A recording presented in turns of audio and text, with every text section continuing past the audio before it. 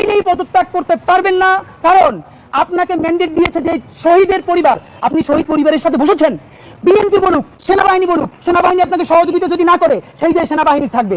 সেনাবাহিনী আপনাদের প্রতি বিনীত অনুরোধ, আপনারা পাকিস্তানপন্থী সেনাবাহিনী হওয়ার চেষ্টা করেন। দেখেন পাকিস্তান সেনাবাহিনী বেশি বেশি ইন্টারফেয়ার করার কারণে পাকিস্তান রাষ্ট্রটা দাঁড়ায় নাই, রাষ্ট্র হিসেবে ফাংশন করতে পারে না। আপনারা আল্লাহর হস্তে আপনার ইনস্টিটিউশন ডেভেলপ করেন, আপনার পৃথিবীর প্রফেশনাল শ্রেষ্ঠ আর্মি হন, কিন্তু আপনার রাজনৈতিক স্টেক নেওয়ার চেষ্টা করেন না।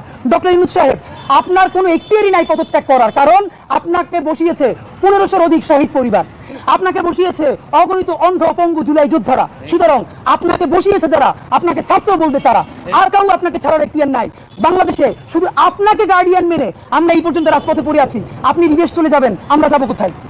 আপনি যদি পদত্যাগ করতেই চান তাহলে বাংলাদেশের সমস্ত জুলাই যোদ্ধাদের নিরাপত্তা দিয়ে পদত্যাগ করতে হবে। তার আগে পদত্যাগ করে আপনি যমুনা থেকে বের হইতে পারবেন না, আমরা বলে দিলাম। যদি আমাদেরকে আবারও রাজপথে দাঁড়ান লাগে, আপনি গৃহযুদ্ধ শুরু হয়ে যাবে দেশে। আপনি কি বলেন? আপনি পদত্যাগ করতে পারবেন, আপনাকে পদত্যাগ করা লাগবে না, আপনার আমরা বিদায় দিয়ে দিব। 3টে কাজ। নাম্বার 1, অতি দ্রুত জুলাই গণহত্যার বিচার সম্পন্ন করতে হবে। নাম্বার 2, মৌলিক সংস্কার, নারী সংস্কার। আরে ভাই, নারী সংস্কার করছেন, তাহলে কৃষি সংস্কার কই, আইনি সংস্কার কই? এই যেগুলো পরে করলে চলবে, এগুলো একটাও কোনো দরকার নাই। মৌলিক সংস্কার বলতে আমরা বুঝাই এমন সাংবিধানিক সংস্কার এবং নির্বাচন সংস্কার যেই মাধ্যমে সামনের নির্বাচন ফ্রি অ্যান্ড ফেয়ার হবে।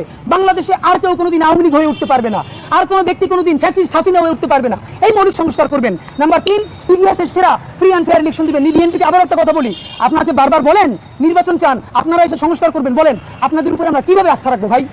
আপনারা ক্ষমতায় না যেই অ্যাটিটিউডে, যেই ল্যাঙ্গুয়েজে কথা বলতেছেন, প্রসাব করে মানুষ ভাষাই দিবেন।